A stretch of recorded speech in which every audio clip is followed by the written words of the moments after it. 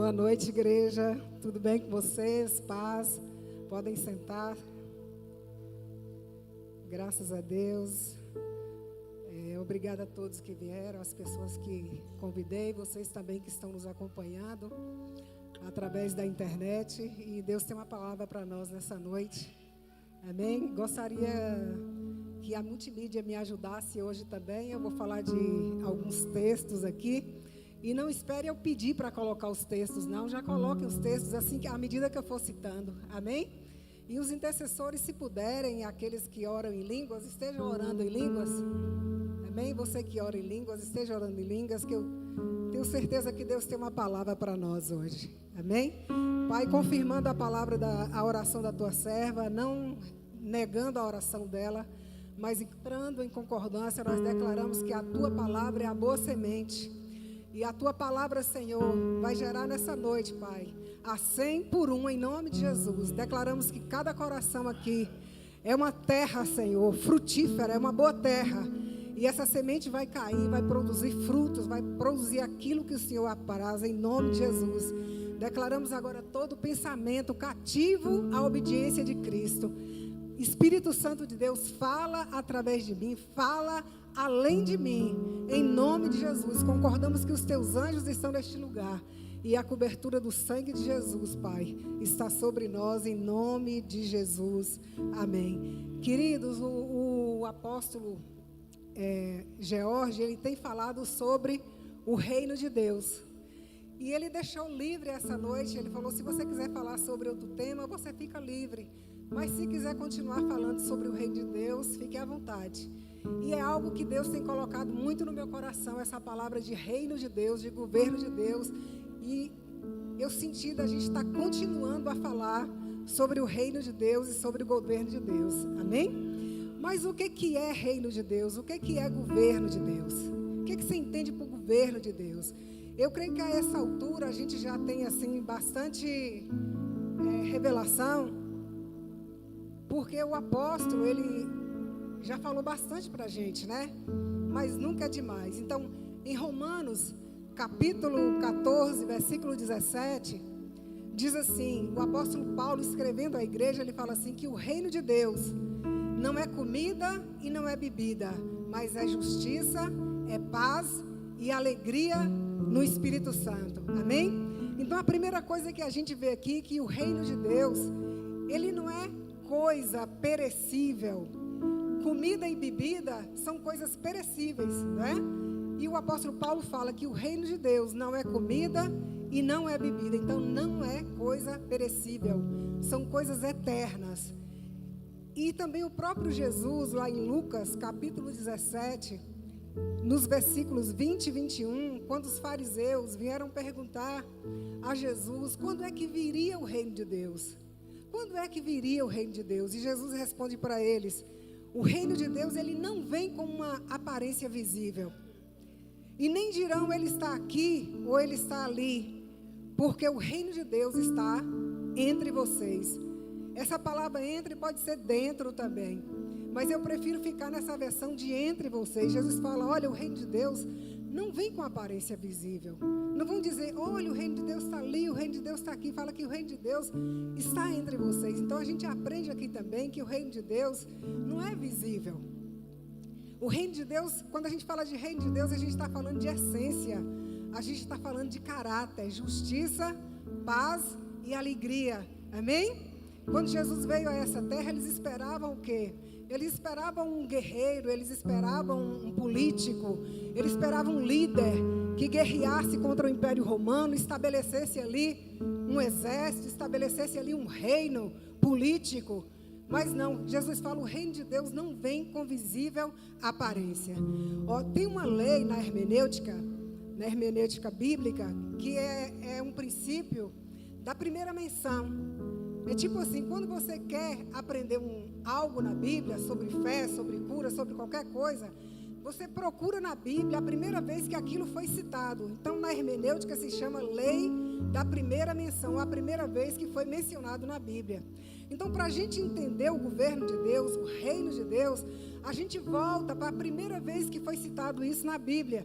E a gente vai lá para Gênesis capítulo 1, versículos 26 e 27. Deus já tinha criado os céus e a terra. Deus já tinha criado os animais, as plantas, o céu, o sol, as estrelas. Deus já tinha criado tudo. Então Deus cria o homem e coloca como coroa da criação. E aqui a gente vê Deus criando o homem depois que ele já tinha criado tudo. Vamos ler os versículos 26 e 27, que diz assim: também disse Deus: façamos o homem à nossa imagem, conforme a nossa semelhança.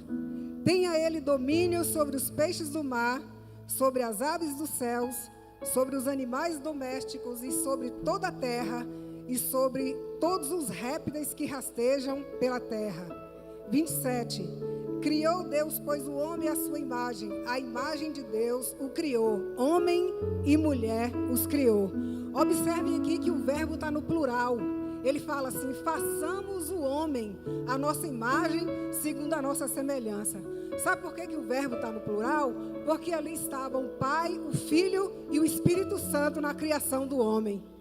Não é que são três deuses, é que Deus ele se manifesta como o Pai, como o Filho e como o Espírito Santo. Então Jesus já estava ali, o Espírito de Deus estava ali, o Deus Pai estava ali, criando o homem à sua imagem e à sua semelhança. E essa imagem e semelhança que está se referindo aqui não quer dizer a aparência física, não quer dizer que Deus tem mão, tem pé. Não está falando de aparência física, está falando de essência, está falando de caráter. Está falando que Deus tirou daquilo dele e colocou no homem. Deus criou o homem à sua imagem, com o seu caráter, com a sua essência. E aqui fala que Deus criou homem e mulher, viu, gente? Não é só, quando fala Deus criou o homem, está dizendo homem e mulher. Os dois, não é só o homem, não. É a humanidade. Deus criou a humanidade. Amém? E algo que eu acho interessante, tremendo aqui, é o que está em Gênesis 2, 19 e 20, pode passar uma folha aí da sua Bíblia, que diz assim: havendo, pois, o Senhor Deus formado da terra todos os animais do campo e todas as aves do céu, trouxe-os ao homem para ver como este lhe chamaria, e o nome que o homem desse a todos esses seres viventes, esse seria o nome deles. O homem deu nome a todos os animais domésticos, às aves dos céus e a todos os animais selvagens. Para o homem, todavia... até aí tá bom. Gente, Deus criou o homem com uma capacidade, com intelecto, com um potencial tão grande, que ele deu nome a toda criatura na terra. Gente, se você começar a estudar biologia agora, e estudar biologia por toda a tua vida, fazendo mestrado, fazendo doutorado, PhD, seja lá o que for, você não vai conseguir dar nomes a toda criatura que existe na terra, porque Deus criou o homem com um intelecto muito grande, com uma capacidade muito grande, com um potencial muito grande. E quando fala aqui que o homem deu nome, não é falar assim, Luluzinho, a Rex, ou sei lá, esses cachorros são da minha época, hoje tem uns nomes mais modernos, né, gente?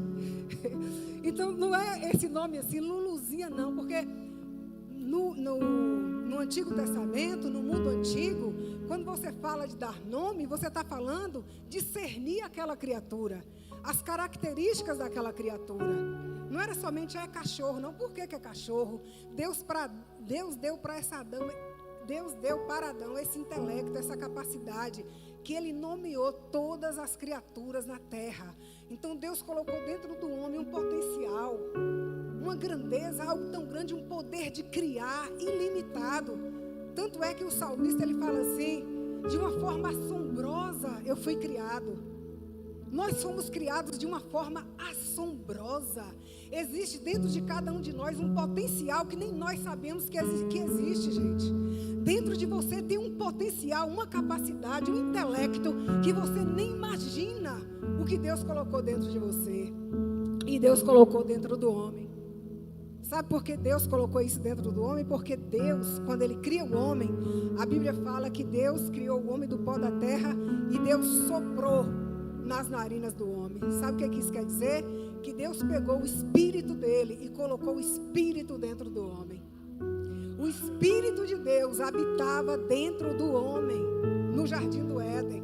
E é justamente o Espírito do homem, o Espírito de Deus, é que capacitava o homem a criar. E quando Deus cria esse homem e coloca ali no jardim do Éden, Deus não estava criando uma religião. Deus não criou o homem, gente, para criar uma religião. Tanto é que lá no jardim do Éden não tinha sacrifício, não tinha toda essa liturgia que a gente tem aqui, o louvor, aí depois vem dízimo e oferta, aí vem aviso e vem não sei o quê. Tudo isso é válido hoje, mas no jardim do Éden não existia nada disso. Não tinha sacrifício. Deus criou o homem para se relacionar com ele. Deus criou o homem para ser o pai do homem. Adão era filho de Deus. E Adão batia o maior papo com Deus, a qualquer hora do dia e da noite. Não tinha esse negócio, que horas que eu posso falar com Deus, que horas que eu vou orar. Era ligação direta, qualquer hora. Porque é o espírito de Portugal. Por isso é que nós falamos a língua portuguesa. Agora não, depois de muita miscigenação, misturou muita coisa, mas no início a gente tinha essa cultura portuguesa, a nossa língua é portuguesa, a cultura era portuguesa, até a religião, a gente herdou muito disso, e até mesmo a alimentação dos brasileiros tem muita influência de Portugal. Então, quando Deus cria a terra, é como se Deus estivesse criando uma colônia aqui na terra. Deus criou os céus e a terra. A terra era para ser a expansão dos céus. Era como se fosse assim a colônia. E os valores, a cultura, os princípios, justiça, paz e alegria, que o apóstolo Paulo fala, o reino de Deus é justiça, é paz e alegria. Deus queria que esses atributos de Deus, a sua glória, sabe? A sua justiça, o seu caráter, Ele queria que isso se estabelecesse aqui na terra. Licença.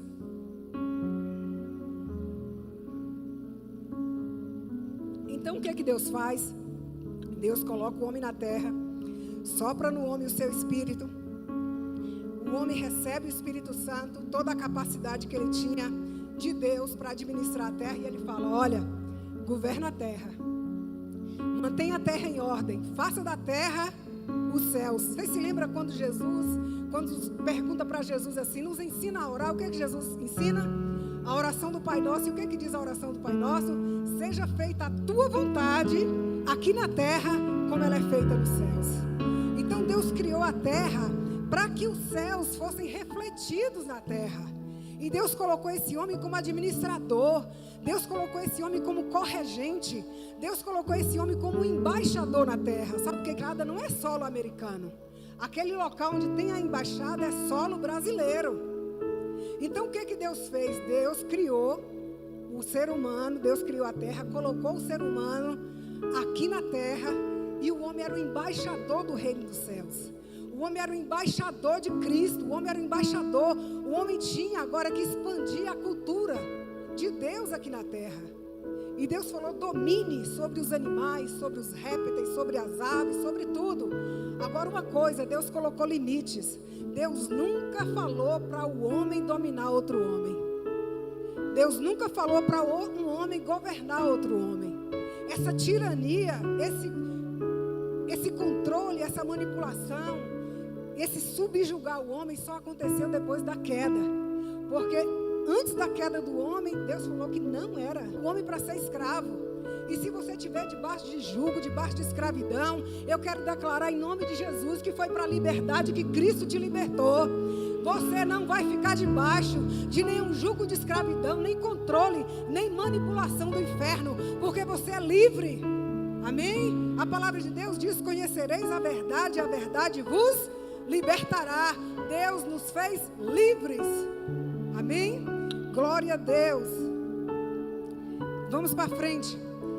Só que Deus deu para a gente o quê? O livre arbítrio. O que quer dizer livre arbítrio?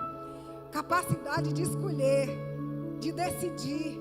Deus não nos fez robozinhos, sabe? Seria muito fácil. Vou fazer um robozinho ali e você só pode ir ali e ali. Não, Deus nos deu a capacidade de decidir se a gente queria Deus ou o diabo. Se a a gente queria o reino de Deus ou o império das trevas. E Deus coloca no jardim a árvore do conhecimento do bem e do mal, e Deus também coloca a árvore da vida. A árvore da vida, se alguém comesse, ele não morreria jamais. E Deus coloca a árvore do conhecimento do bem e do mal e dá para Adão responsabilidade, dá limites, porque juntamente com o governo vem responsabilidade. Muitos têm buscado o governo, poder, mas eu quero te dizer que tudo que Deus coloca na tua vida, Ele também exige de você responsabilidade para administrar e manter em ordem. Amém? Você quer poder, você quer governo? Amém, eu quero. Mas saiba que junto com o governo, com o poder, vem também a responsabilidade de manter a ordem, de manter os princípios de Deus. E o que aconteceu? Deus fala para o homem: olha, você pode comer de todas as árvores que existem no jardim, mas da árvore do conhecimento do bem e do mal você não pode comer, porque no dia que você comer dela, você morrerá. E aí o que Satanás fez? Enganou. O diabo, a serpente, ele chega até a humanidade e fala assim: não é bem assim não.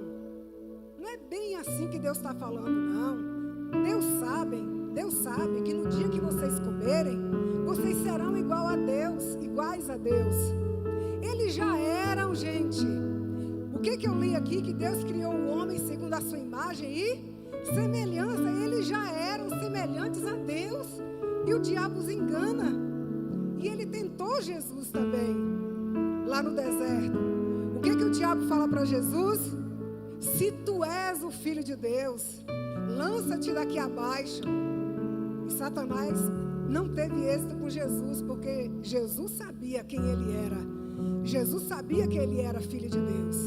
Então, um dos maiores roubos que tem acontecido na vida dos cristãos é não saber que você pertence a Deus. É desconhecer a sua paternidade. E Adão cai de bobeira e ele viu que aquele fruto era bom para dar conhecimento, era agradável aos olhos. Ele come daquele fruto e ele morre espiritualmente. Aí você fala: mas Deus não falou que eles iam morrer? Morreram também fisicamente. Mas a pior morte não foi a física. A pior morte foi a separação de Deus. Porque o Espírito de Deus que habitava, que atuava, que dava essa capacidade extraordinária para a humanidade, o Espírito Santo foi tirado. Houve essa separação. Por isso que a Bíblia fala assim, que todos pecaram. Romanos 3:23. E separados, destituídos estão da glória de Deus, daquela unção, do Espírito Santo. Todos pecaram, estão separados de Deus, estão separados da glória de Deus. A maior derrota não foi a morte física, a maior derrota foi a morte espiritual. É o homem ser separado de Deus, sabe? O homem que tinha comunhão, o homem que conversava com Deus, agora ele foi separado. O Espírito de Deus não tinha mais essa comunhão. Não estou dizendo que o Espírito Santo não atuava no Velho Testamento. Atuava, mas ele não morava, ele não fazia residência depois que o homem pecou. O Espírito Santo vinha sobre algumas pessoas. O Espírito Santo veio sobre Davi. O Espírito Santo veio sobre Sansão. O Espírito Santo veio sobre Gideão, veio sobre Moisés, para uma tarefa, mas depois não habitava, não permanecia.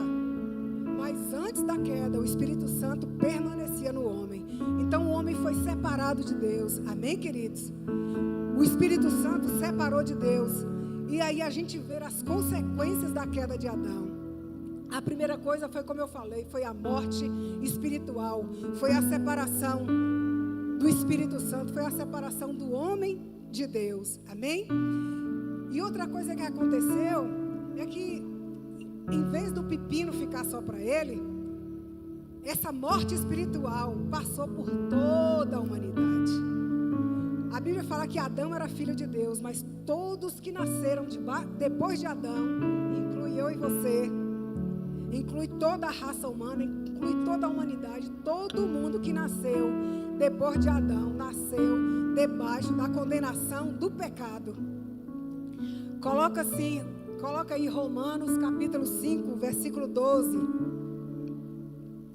Diz assim, ó: portanto, assim como por um só homem, quem é esse homem? Adão. O pecado entrou no mundo e pelo pecado a morte, assim também a morte passaram a todos os homens. Porque todos pecaram, tá vendo? Por causa de um só, a gente pagou a conta. Adão peca e a gente paga a conta. O pecado passou para toda a humanidade, todo mundo que nasceu. Depois de Adão, nasceu pecador, condenado. Ele também perdeu, sabe o quê? Ele perdeu a sua posição de governo, a sua posição de autoridade. O homem que antes era o governador da terra, ele passou a ser governado pelo pecado. Ele passou a ser governado pelo diabo. Em João 8,34, diz assim: em verdade eu vos digo, aquele que comete pecado é escravo do pecado. Então, essa maldição, essa separação de Deus, essa perda de autoridade, passou para toda a humanidade, queridos. E aí, sabe o que aconteceu? O ser humano começou agora a tentar se aproximar de Deus através da religião, adorando a criatura ao invés do Criador. E aí começou a tentar chegar até Deus na força do seu braço, ou através de imagens de escultura, de pedra, de sal grosso, de horóscopo. E aí vai uma série de coisas. O homem começou a tentar se aproximar de Deus da sua forma. E a Bíblia diz, Jesus fala: eu sou o caminho, eu sou a verdade, eu sou a vida, e ninguém vai ao Pai se não for através de mim. Amém? Jesus é o único caminho que nos leva a Deus novamente. E esse homem ficou agora sem autoridade, sem moral, sem crédito, sabe? Ficou agora escravo do pecado. Se tornou uma pessoa irresponsável, desgovernada. Tanto é que quando ele peca, que Deus vai confrontá-lo e fala assim: você comeu da árvore do fruto da árvore que eu te falei para não comer? O que ele fala? Foi a mulher que você me deu. Coloca a culpa em Deus e ainda coloca a culpa na mulher. E quando pergunta para a mulher: você comeu? Ela fala: foi a serpente. O homem passou o quê? A fugir da responsabilidade, transferir a responsabilidade. E aí, aquilo que a gente leu lá em Romanos capítulo, se eu não me engano, 14, 17, que o reino de Deus é justiça, paz e alegria, começou agora a agir na terra o quê? A injustiça, a guerra e o sofrimento. A primeira coisa que aconteceu foi o irmão matar o próprio irmão. Caim matou Abel por inveja. E de lá para cá, só ladeira abaixo, queridos. Só ladeira abaixo. Mas Deus, Ele tinha uma solução. Fala assim, Deus tinha uma solução. Deus tinha uma carta na manga, se assim posso dizer. Sabe o que diz lá em Gênesis capítulo 3, versículos 14 e 15? Põe aí, por favor. Gênesis 3, capítulos 14 e 15 diz assim: então o Senhor disse à serpente: visto que fizeste isso, maldita é entre todos os animais domésticos, entre todos os animais selváticos. Rastejará sobre o teu ventre e comerá pó todos os dias da tua vida. Olha o versículo 15. Porém inimizade entre ti e a mulher, e entre a tua descendência e o teu descendente. Este te ferirá a cabeça, e tu lhe ferirás o calcanhar. Aqui estava apontando para Jesus. Estava falando, olha, a serpente vai ferir o calcanhar de Jesus, mas Jesus vai esmagar a cabeça da serpente. Um golpe fatal. Um golpe fatal. E de lá até Jesus, queridos, passaram-se milhões de anos. Perdão, milhões não, estou exagerando. Passaram muitos anos. Não é bilhões, mil, né? 4, 5, 6 mil, não sei, 4. Não vou chutar, mas passaram muitos anos. E o que aconteceu? quando o homem peca, o que é a primeira coisa que Deus faz? Deus mata um animal, pega o couro do animal cheio de sangue e coloca sobre a humanidade, coloca sobre o homem. Por quê? Porque havia uma exigência. A Bíblia fala que sem derramamento de sangue não há perdão de pecados. Então Deus proveu ali de uma forma passageira, de uma forma provisória, para que os pecados da humanidade fossem cobertos através daquele animal. E aí, até Jesus chegar, durante todo o Velho Testamento, você vê Deus falando para a nação de Israel, para que todo ano fosse sacrificado um animal, que ele não podia ter defeito algum, ele não podia ser cego, ele não podia ser coxo, ele tinha que ser perfeito, não podia ser aleijado, tudo ali apontando para Jesus Cristo, que é o Cordeiro de Deus que tira o pecado do mundo. Jesus é o Cordeiro perfeito que tira o pecado do mundo. E aí, durante todo o Velho Testamento, o sumo sacerdote fazia isso, matava o sangue daquele animal, oferecia o sangue daquele animal perfeito diante do altar de Deus, e os pecados da nação de Israel eram cobertos por um ano. Mas tinha que fazer isso ano após ano, ano após anos. Mas olha o que Gálatas capítulo 4, versículo 4 e 5 diz. Olha o que acontece aqui. Gálatas, põe aí por favor, para a gente ganhar tempo. Gálatas 4. Multimídia, me ajuda. Gálatas 4, achei aqui.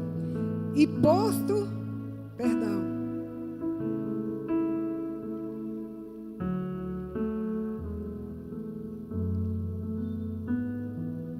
E vindo porém a plenitude do tempo, Deus enviou o seu Filho, nascido de mulher, nascido sobre a lei, para resgatar os que estavam sobre a lei, a fim de que recebêssemos a adoção de filhos.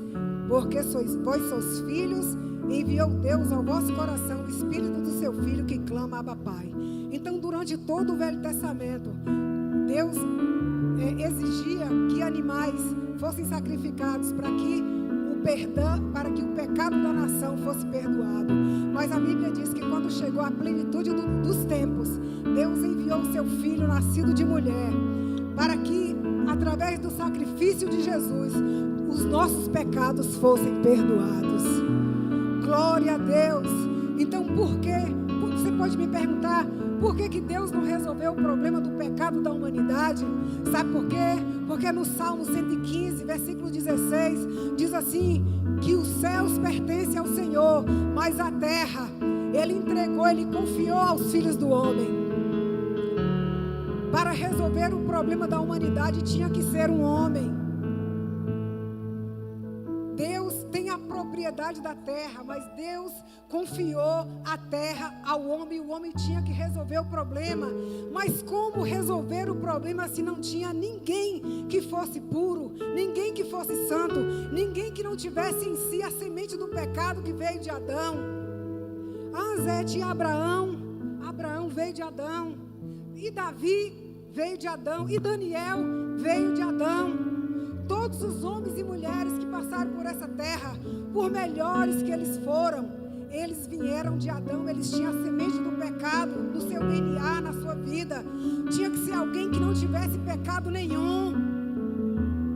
E aí o que Deus fez? Tinha que ser um homem. A Bíblia diz, aleluia, que o Verbo se fez carne e habitou entre nós. Deus se fez carne. Jesus se fez homem e veio pagar pelo pecado da humanidade, para pagar o preço pelo meu e pelo teu pecado. A Bíblia fala que não existe outro nome dado entre os homens pelo qual importa que nós sejamos salvos.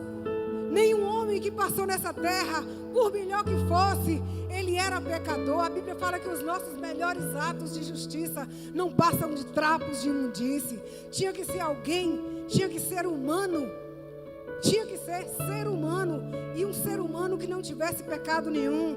É por isso que lá em João capítulo 1, versículo 1, pessoal da multimídia está aí ou eu que estou? Ah, não está aparecendo aqui, né? Ah, tá, agora tá. João capítulo 1, versículo 1 diz assim: no princípio era o verbo. Sabe o que é verbo? Palavra. E sabe o que é palavra? Jesus. No princípio era Jesus. E Jesus estava com Deus. E Jesus era Deus. Olha o versículo 14. O verbo, Jesus, se fez carne e habitou entre nós. Então Jesus veio pagar um preço que nem eu nem você poderia pagar. Porque nós nascemos, nós viemos de Adão. Tinha que ser alguém que não tivesse pecado nenhum. E Jesus veio, porque lá em Hebreus capítulo 9, versículo 22 diz assim, que sem derramamento de sangue não há perdão de pecados. Versículo 3, João capítulo 3, versículo 16, diz que Deus amou o mundo de tal maneira que deu seu Filho unigênito para que todo aquele que nele crê não pereça, mas tenha a vida eterna. Então você sabe o que é o reino de Deus? O reino de Deus é Jesus. É aquela parábola, uma parábola que exemplifica muito bem, é a do filho pródigo. Aquele filho pródigo saiu da presença do pai. E depois de desperdiçar toda a sua vida, ele volta e ele fala assim: olha, eu vou pedir ao meu pai para me receber como um trabalhador. Ele queria uma relação de empregado e patrão. Mas aquele pai restaura a sua condição de filho, restaura a sua dignidade, coloca anel, o anel fala de autoridade, coloca uma sandália nos pés, quem andava descalço era escravo, manda matar o bezerro cevado, simbolizando Jesus Cristo, e fala: entra meu filho, você não é escravo, você não é trabalhador, você é meu filho. Aquele pai restaura aquela condição daquele jovem que saiu da presença do pai. Essa parábola tem tudo a ver conosco, porque através do sacrifício de Jesus Cristo, o Pai está falando para todos nós, para toda a humanidade, podem voltar para a casa do Pai. Vocês são filhos, podem voltar, porque o preço já foi pago, o sacrifício já foi pago. Vocês podem voltar e serem aceitos e serem recebidos como filhos de Deus novamente, receberem autoridade novamente. Amém? Vamos para frente. Glória a Deus. Então, o que aconteceu com o sacrifício de Jesus por nós, queridos? Jesus, ele não veio criar uma religião. Eu sou evangélico. Jesus não veio à terra criar uma religião evangélica. Jesus veio à terra reconquistar aquilo que o homem perdeu, aquilo que o homem entregou a Satanás. Jesus veio reconquistar a nossa condição de filhos, restaurar a nossa autoridade, restaurar a nossa condição de governar. Eu não sei o que tem governado a tua vida, mas eu quero te dizer que através de Jesus Cristo, você tem todo o poder, através do Espírito Santo, para vencer qualquer tipo de escravidão que você esteja passando. Seja vício, seja droga, seja pornografia, seja bebida, seja álcool, seja lá o que for que esteja te escravizando. Eu quero te dizer que através de Jesus você é livre. Que através de Jesus Cristo você tem o Espírito Santo de Deus dentro de você. Assim como Adão não podia fazer mais nada depois que o Espírito Santo partiu, nós não podemos fazer nada sem o Espírito Santo. Mas no momento em que você entrega a sua vida para Jesus, o que a Bíblia diz? Que nós passamos a ser templo do Espírito Santo. No momento em que nós entregamos a nossa vida para Jesus, o Espírito de Deus passa a habitar dentro de nós.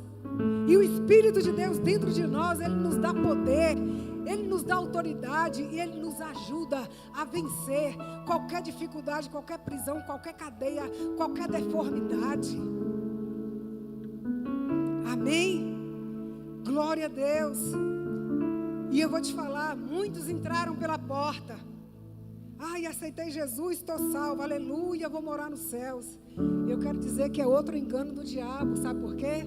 Porque Jesus disse que o ladrão, ele veio para matar, roubar e destruir, mas que Jesus Cristo, ele vem nos dar vida e vida em abundância. Você sabe o que quer dizer vida em abundância? Não são só quantidades de dias, não. O que adianta você viver aqui 100 anos na terra e viver enfermo, viver miserável, viver escravizado por vícios, por pornografia, pelo pecado? Não. Jesus vem nos dar plenitude de vida. Plenitude fala assim, qualidade de vida do tipo de Deus. O fruto do Espírito Santo é amor, paz, alegria, bondade, benignidade, mansidão, domínio próprio, temperança, fidelidade, e por aí vai. É isso que tem que estar governando a minha vida e a tua, porque o Espírito de Deus habita dentro de nós. Eu quero te falar uma coisa, em nome de Jesus, você vai sair desse modo de sobrevivência. Em nome de Jesus, o Evangelho, sabe, não é para você sobreviver, viver em modo de sobrevivência. O Evangelho é para você assumir a sua posição de filho e filha de Deus. O Evangelho é para você governar sobre o pecado, sobre as deformidades da tua alma. Ah, Zete, você não sabe de que família eu vim. Queridos, havia um homem na Bíblia. A Bíblia conta a história de um homem chamado Gideão. E olha que Gideão não tinha o Espírito de Deus residente dentro dele, assim como todo crente tem. Você que aceitou Jesus Cristo como Senhor e Salvador da tua vida, o Espírito de Deus habita dentro de você. E Gideão não tinha o Espírito de Deus dentro dele. Gideão tinha o Espírito Santo sobre ele provisoriamente para determinada tarefa. E quando Deus fala com Gideão, Deus fala assim: o Senhor é contigo, homem valente. Gideão estava fugindo dos midianitas, malhando trigo no lagar, um lugar inadequado. Que trigo não se malha em lagar, lagar é lugar de prensar uva. Mas ele estava com medo, escondido dos midianitas. E ele não tinha o Espírito Santo do jeito que você tem hoje, residente dentro de você. E ele fala: Senhor, se o Senhor é comigo, se o Senhor é conosco, por que nós estamos sofrendo tudo isso? Por que nós estamos passando por todas essas perseguições dos midianitas? Eu quero te dizer que a situação, as lutas que você passa não define quem você é. As tribulações, os problemas não definem a tua filiação, a tua identidade. Jesus falou: no mundo tereis aflições, mas tem de bom ânimo, porque eu venci o mundo. Jesus não falou assim: vocês não vão passar por nada, não. Jesus falou que no mundo a gente teria aflição, mas que o Espírito de Deus estaria dentro de nós, para ajudar a gente a vencer aquilo que nós não podemos na força do nosso braço. Gideão se via como, ele fala assim: Senhor, quem sou eu? Eu sou da menor tribo de Israel. E da menor tribo de Israel, eu sou da menor família de Israel. E além de ser da menor família de Israel, eu sou o menor da casa do meu pai. Ele se colocava o menor do menor do menor do menor. E muitos aceitaram Jesus e estão assim: eu quero ir logo para o céu, Jesus, volta logo, eu não aguento mais a terra. Eu quero te dizer que Jesus te chamou para reinar em vida. É para reinar em vida. Começa aqui, vai para toda a eternidade. Sabe? Gideão, ele se via como um covarde, como alguém incapaz de livrar a nação de Israel. Mas Deus via ele como um libertador. Sabe, quando Deus fala conosco, Deus não fala segundo aquilo que nós estamos vendo, ou aquilo que nós pensamos sobre nós, nem sobre aquilo que estão falando de nós, e nem mesmo o que o diabo acha de nós. Quando Deus fala conosco, Ele fala com aquilo que Ele colocou dentro de você. Ele fala segundo a tua constituição, o potencial que Ele colocou dentro de você. Sabe, a família de Davi olhava para Davi, via apenas um moleque, via apenas mais um garotinho qualquer. Mas quando Deus fala com Davi, Deus fala: você é um rei. A mesma coisa, José estava no Egito como escravo, e além de escravo, prisioneiro, gente. As pessoas podiam olhar para José e falar: olha o escravo, olha o prisioneiro, nem a família quer, até a família rejeitou. Mas quando Deus fala com José, Deus fala: você é um governador. Eu não sei o que você tem pensado a respeito de você mesmo, mas eu quero te dizer que os teus pensamentos não definem quem você é. O que as pessoas falam de você não define quem você é. O que o diabo fala de você não define quem você é. Sabe o que define quem você é? Aquilo que Deus falou sobre você. Você é mais que vencedor. Você é filho de Deus. Você é justiça de Deus em Cristo Jesus. Você é perdoado. Você é lavado no sangue de Jesus. Você é vitorioso. Lá em Romanos capítulo 12, versículo 2, o apóstolo Paulo fala assim: não se conforme com esse mundo, ou seja, não tome a forma do mundo. Sabe quando você pega uma massa de bolo? Se a forma for redonda, o bolo sai redondo. Se a forma for em formato de coração, o bolo sai em formato de coração. Se for quadrada, sai em formato de quadrado. E Deus fala assim, e o apóstolo Paulo fala assim: olha, não se conforme com esse mundo, não tome a forma desse mundo, mas renove,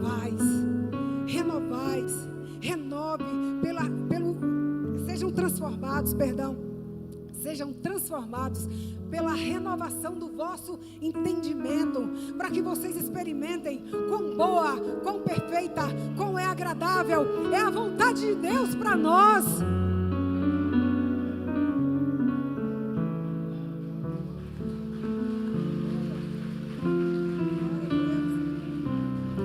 Lá no livro de Jeremias está escrito assim: eu é quem sei que pensamentos eu tenho a respeito de vós, pensamentos de bem e não de mal, para vos dar o fim que desejardes.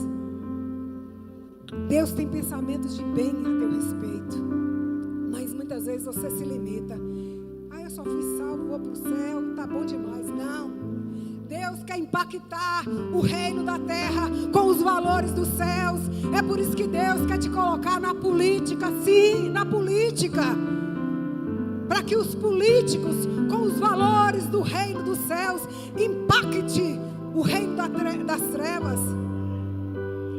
Deus quer colocar homens e mulheres justos, que são contra o aborto, que são contra a legalização das drogas, que são contra todas essas ideologias do inferno, que querem destruir as famílias, que querem destruir o povo de Deus. Deus te quer colocar nas escolas. Deus quer você sim, como professor, como reitor, nas faculdades, na escola, para que você ensine os princípios da palavra de Deus ali para os teus alunos, onde Deus te plantar. Deus quer te colocar na área da saúde, no Ministério da Saúde, ou como enfermeiro, ou como um médico, para que você venha impactar, e você fala: eu sou contra o aborto. A palavra de Deus diz que o aborto é pecado. Deus quer colocar os cristãos em todos os níveis, em todas as esferas, para impactar o reino das trevas com os valores do reino de Deus. Desfaça as malas e assuma a tua autoridade. O Espírito de Deus já habita dentro de você. Deus, saia desse modo de fuga. Saia desse modo de fuga. Deus quer que você e eu impactamos a terra aqui com os valores. É isso que é o reino de Deus. O reino de Deus, por isso que eu falei, é invisível. O reino de Deus é como uma mulher que pegou 3 medidas de farinha e uma de fermento, e disse que ela misturou até ficar tudo levedado. Era 3 para 1, 3 de farinha para 1 de fermento. Mas eu quero te dizer que o fermento não foi alterado, mas a farinha foi. É isso. Você parece insignificante. Você parece pequeno. Você olha para você e fala: mas é de quem sou eu? De que família eu vim?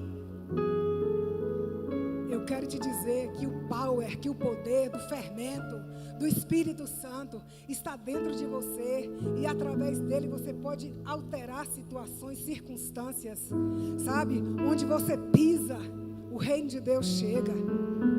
Sabe a maior burrice de Satanás? foi matar Jesus. Sabe por que eu falo isso? Porque quando Jesus esteve aqui na terra, o Espírito de Deus habitava somente em Jesus. Então, se Jesus queria curar, ele tinha que se deslocar. Ele tinha que caminhar para lá e para cá, para curar os enfermos, para expulsar os demônios, para mudar a situação. Ele tinha que viajar a pé para lá e para cá.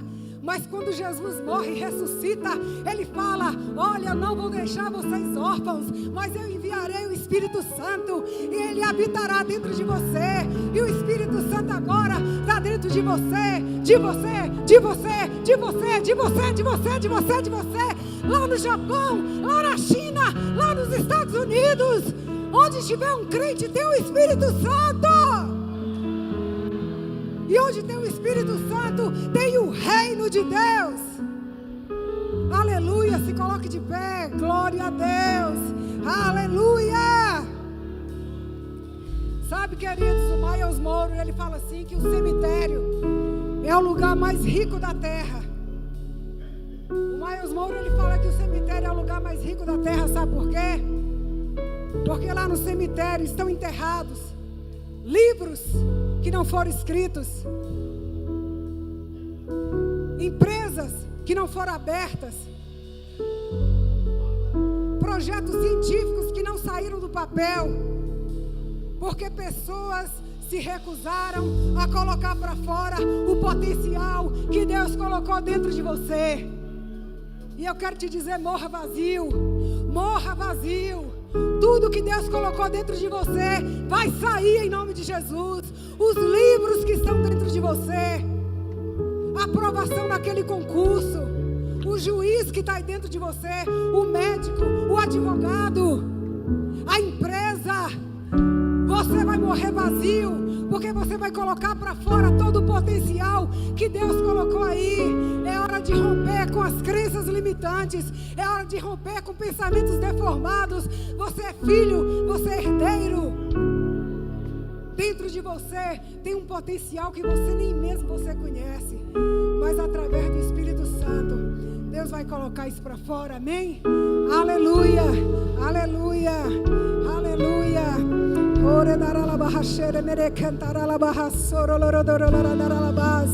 Conversa com Deus, começa a orar em línguas. Você que ora em línguas enquanto o ministério de louvor canta essa canção.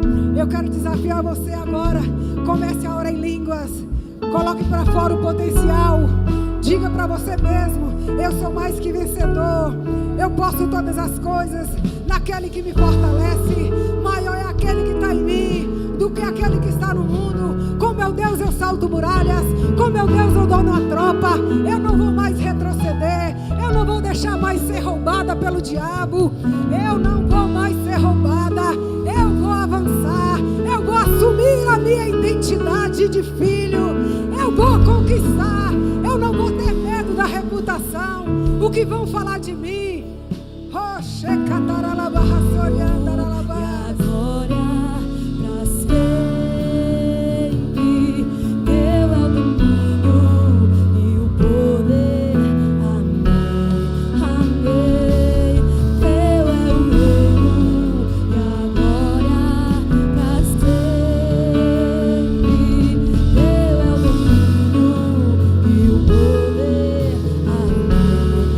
Amém.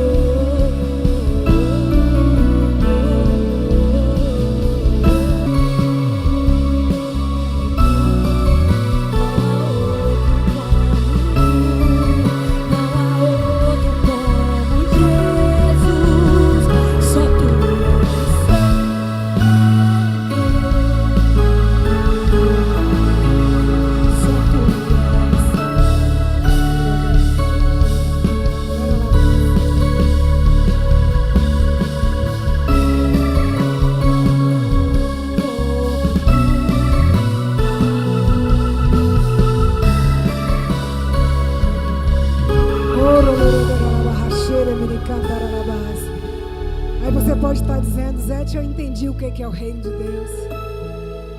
E como eu faço para entrar no reino de Deus? Jesus fala: eu sou a porta. Aquele que entrar encontrará pastagens. Jesus é a porta para entrar no reino de Deus. Lá em João está escrito: eu vim para... que ele veio para os seus, mas os seus não receberam. Mas todo aquele que o receber, Deus dá o direito de ser chamado filho de Deus. Vamos todos, façam todos essa oração comigo. Todos, eu quero toda a igreja falar assim: Senhor meu Deus, eu reconheço que Jesus Cristo é o Filho de Deus, que veio ao mundo como homem, como carne, morreu na cruz do Calvário para pagar pelos meus pecados.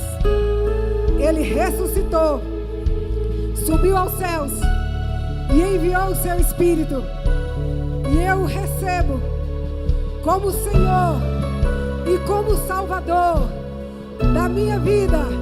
Escreva o meu nome no livro da vida e perdoa os meus pecados.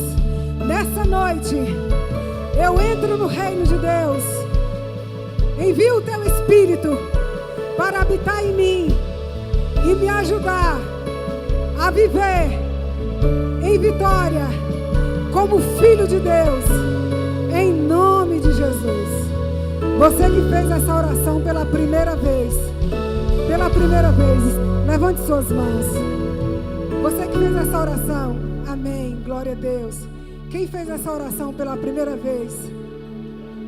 Quem fez de coração essa oração pela primeira vez? Vem aqui na frente que eu quero orar por vocês. Vocês que fizeram essa oração, que vocês querem entrar no reino, que vocês querem Jesus governando as suas vidas, que você quer ser uma nova criatura, que você crê que Jesus é o Senhor e Salvador da sua vida. Vocês que levantaram as mãos, vem aqui. Você que está do lado dessa pessoa que levantou a mão, traga essas pessoas para cá, convide elas para virem para cá. Venha, não perca tempo. Você sozinho não consegue viver uma vida de vencedor, porque o pecado fala mais alto que nós. A Bíblia diz que nós somos o Espírito, possuímos uma alma e habitamos no corpo. Quando o homem pecou, o Espírito do homem morreu. Quando você aceita Jesus, o teu Espírito nasce na hora, porque o Espírito de Deus vem habitar dentro do teu Espírito. Só que a tua alma, ela deve ser renovada pela palavra de Deus. E a tua carne, você tem que crucificá-la também com a ajuda do Espírito de Deus. Então não perca tempo. Vem aqui, eu quero orar por você. A igreja quer orar por você. Amém? Se você depois do culto quiser me procurar aí, você que levantou a mão, vocês que levantaram a mão, por algum motivo não querem vir à frente aqui, podem me procurar no término, que eu vou orar com vocês. Com muito prazer, amém? Que Deus abençoe vocês. Dê um aplauso ao Senhor, amém.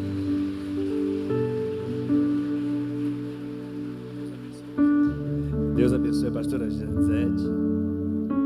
Vamos sair dessa noite aqui, irmão, mais convicto. Tivemos um seminário, né?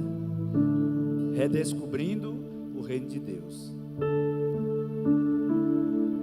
Tem acontecido, tá, pastora Zete? Até depois do culto as pessoas estão procurando, vem aqui na frente e aceita Jesus. Eu continuo nesse mesmo Espírito, crendo que o Espírito está trabalhando em nossas vidas. Se é verdade o que foi ministrado aqui, irmãos, que Jesus foi, mas ele nos últimos ensinamentos, ele disse: eu vou, mas vou deixar um Consolador, para que estejais com vocês até a consumação dos séculos. Ou seja, o Espírito Santo está trabalhando em nossas vidas. Ele tem liberdade em nosso meio. E eu creio nisso. Eu creio. Você que por algum motivo, não sei, não quis vir aqui à frente, está franqueado, está aberto, tá? Quando acabar o culto, eu estou reforçando. Você pode vir aqui na frente, procurar a minha pessoa, procurar um dos obreiros, procurar o presbítero Davi, o presbítero Gabriel que está aí. Se você se sentir Se o Espírito Santo te direcionar,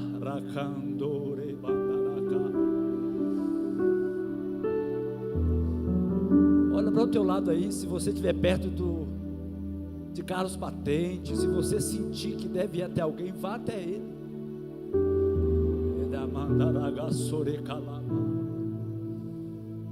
Oh, Jesus. Pastor José estava ministrando aqui e eu ali intercedendo, irmãos, porque é um momento, sabe, difícil, mas é um tanto crucial para nossas vidas. Eu sei que tem alguém aqui com o coração, sabe, aquebrantado. Olha para o teu lado aí, pede ajuda, que o Espírito Santo está falando com você. Nós vamos dar sequência aqui na ceia do Senhor, porque o horário já foi, mas se você sentir que deve falar com alguém, por favor, faça isso, sinta-se à vontade.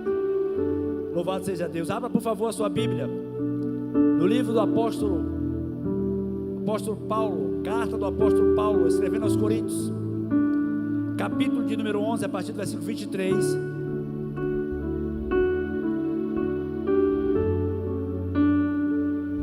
O presbítero está ali falando comigo assim. Entendi, presbítero. Tem um pessoal passando aí, irmão. Você que não vai cear, tem uma uva, os obreiros estão circulando aí. Você pode estender sua mão, tá? É para você sentir o gosto. É para você estar preparando, estar fazendo uma faculdade, para quando você for batizado, você já está preparado para ceiar, tá bom? Se ficou alguém sem o cálice, é só dar um sinalzinho com a sua mão, que se a gente visualizar aqui de cima, a gente direciona o obreiro até você.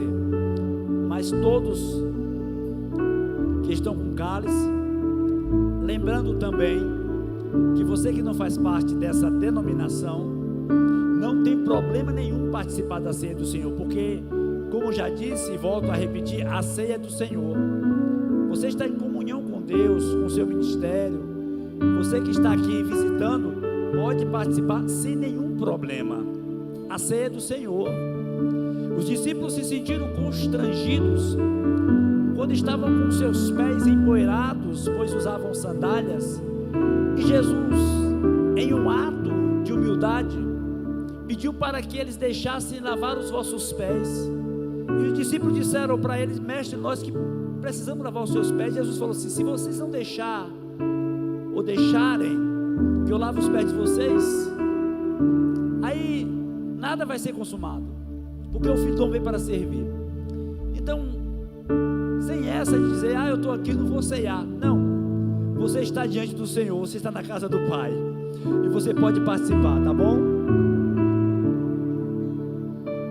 1 Coríntios, capítulo de número 11, a partir do versículo 23, eu creio que já muito me colocou aqui. Está aqui o pão, muito obrigado, querido. Versículo a partir do 23 diz assim: porque eu recebi do Senhor, o que também vos ensinei, que o Senhor Jesus, na noite que foi traído, tomou o pão e, tendo dado graças, o partiu e disse: tomai e comei, isto é meu corpo, que é dado por vós.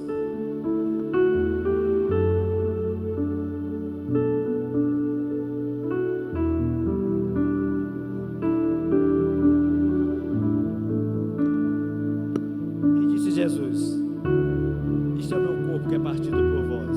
Tomai e comei, e fazei isso em memória de mim. Amém?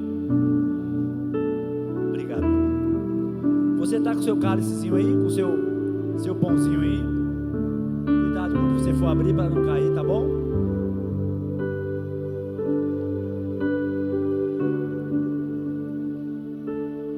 Tivemos podemos dizer, um seminário, né? Uma aula, através da pastora Zete, acerca do reino de Deus. Ele se fez carne, como está em João 1, versículo 12.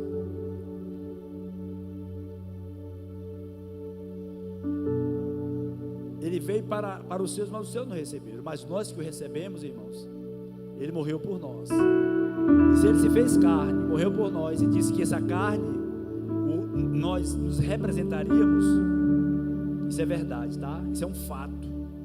Agora, só temos que usufruirmos dessa liberdade através de Cristo nós encontramos que através da morte de Cristo nos colocamos na rota da salvação para os céus.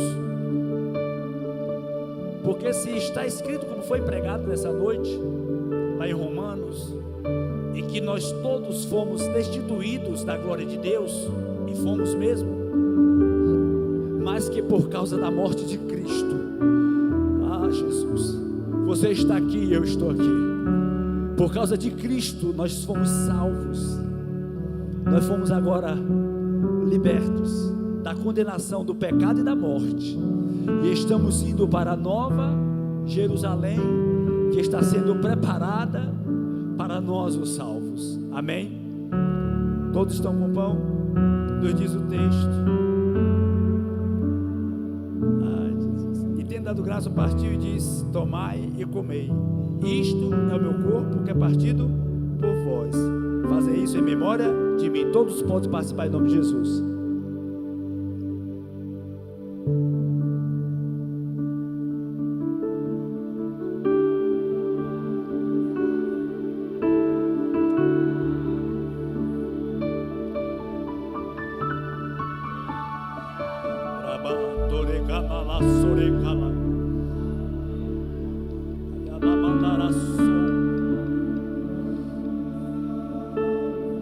Entre o foro e a macaremana,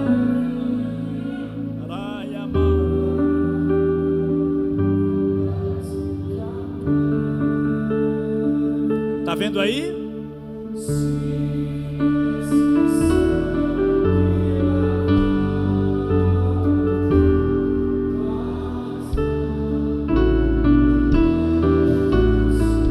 Você foi purificado pelo sangue do Cordeiro.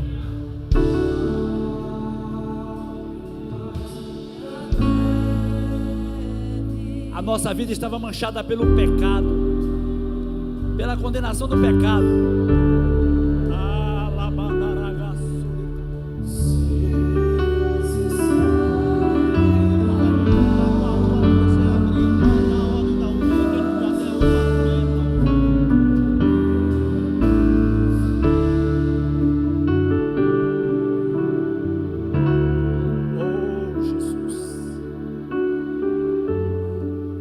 Nós não éramos merecedores.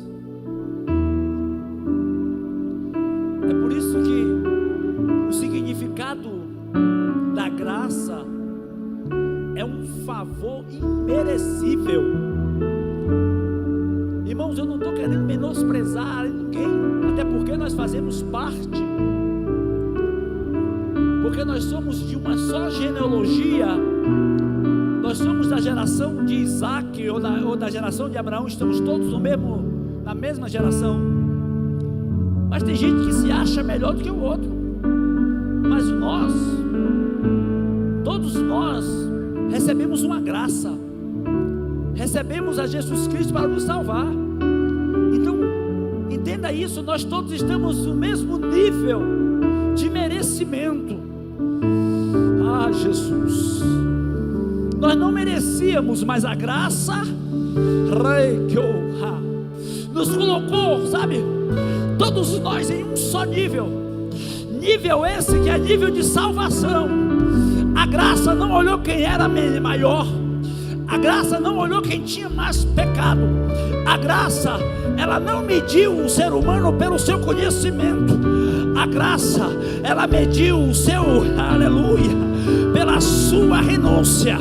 A graça vai dizer: aquele que reconhecer o Filho do Homem como seu Salvador, pronto, está tudo certo. Aquele que tiver as suas vestiduras lavadas pelo sangue do Cordeiro, está tudo resolvido, porque a graça veio para aqueles que estavam perdidos. Foi pela graça, o favor imerecível, que todos nós recebemos uma carta de alforria, uma carta de libertação. Por isso nós temos motivo de sobra para dizer: muito obrigado, Jesus, muito obrigado, meu Deus, porque eu estava morto, mas agora eu fui vivificado pela graça.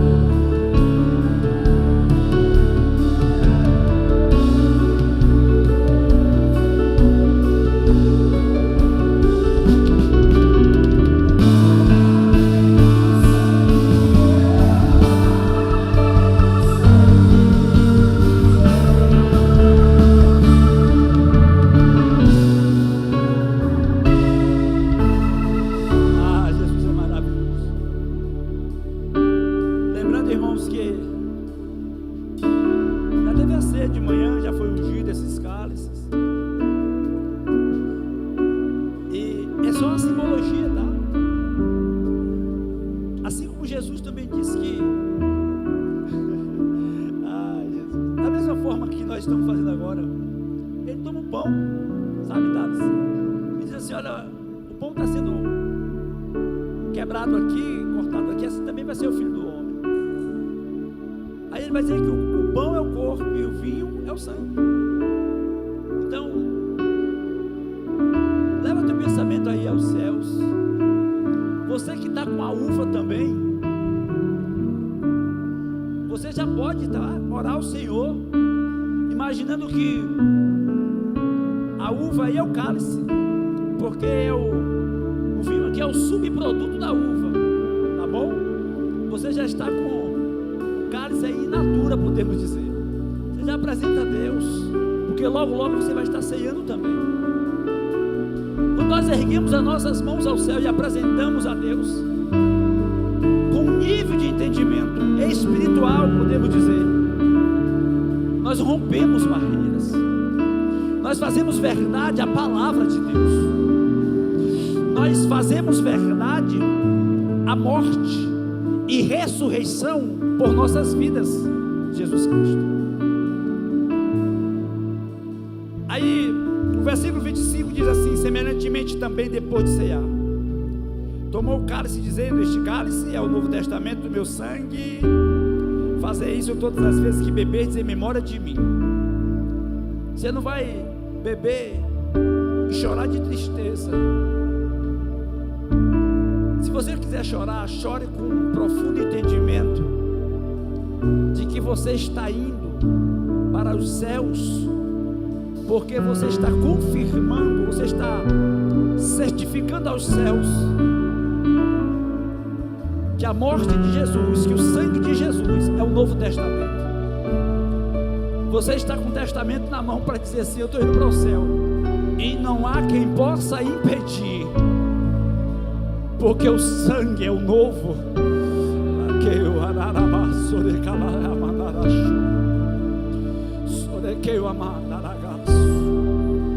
O mundo aí fora, irmãos, nunca vai compreender isso. As pessoas naturais nunca vão entrar nessa atmosfera, porque não é porque eu estou falando, é porque é algo pessoal, é ímpar.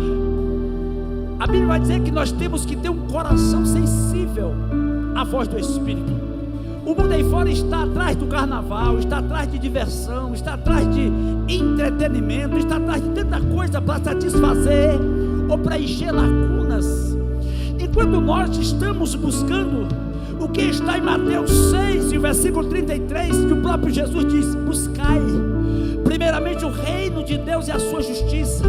Nós estamos em um lugar aonde o mundo não pode entrar, a não ser pelo sangue de Jesus. Nós estamos aqui guardados e resguardados pelo poder que há no sangue de Jesus. Nós estamos aqui, Deus, ensaiando para logo mais sermos chamados um a um. A Bíblia diz que Ele vai nos chamar pelo nome, porque se vai chamar pelo nome, é porque lá nos céus, como foi orado hoje pela pastora Zete, está escrito o seu nome no livro da vida. E se há um livro em cujo seu nome está, o mundo precisa entender que não é por meio de coisas aqui da terra, é por meio de algo que veio dos céus, porque Ele veio para os que eram seus, mas o mundo não recebeu. Mas você que recebeu, e o teu nome está escrito no livro da vida, e o sangue de Jesus é o novo testamento. O mundo não compreende, porque você está adorando a Ele neste momento.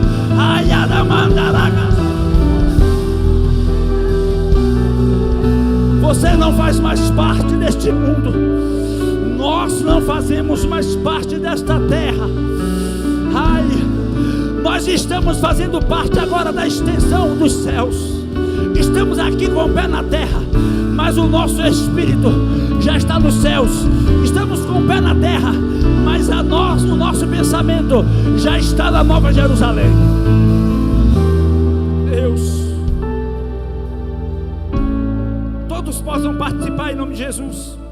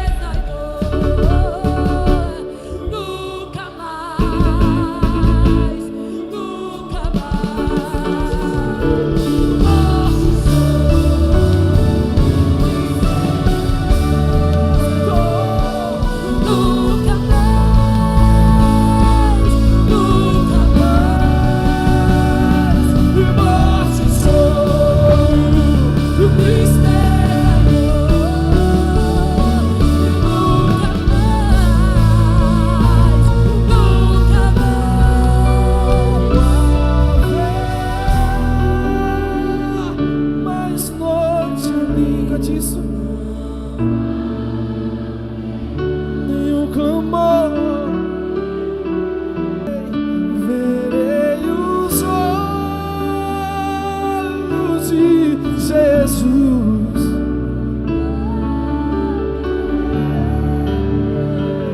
Seu rosto vi.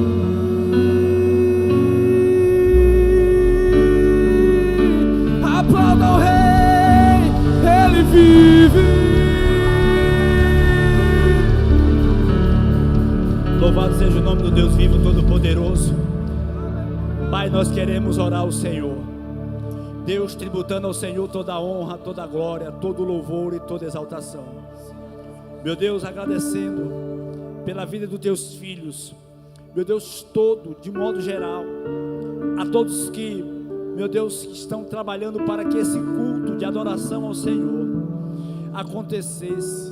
Deus, aos irmãos da multimídia, os irmãos do louvor, recepção, meu Deus, com as crianças, a rede de evento, todos orando por aqueles que escolheram a SEMAP para estar cultuando ao Senhor nessa noite.